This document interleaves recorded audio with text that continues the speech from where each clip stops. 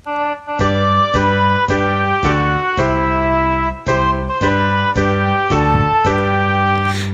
កថ្ងៃខួបកំណើ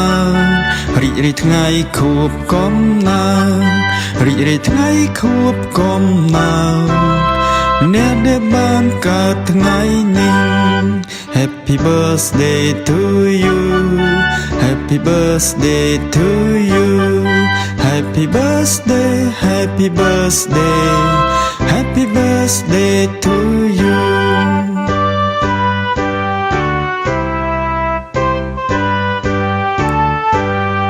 សូមអបអរហើយជូនព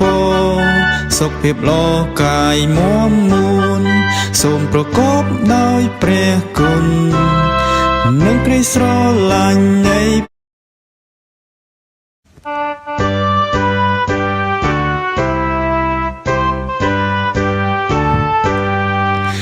រីកថ្ងៃខួបកំណើតរីកថ្ងៃខួបកំណើ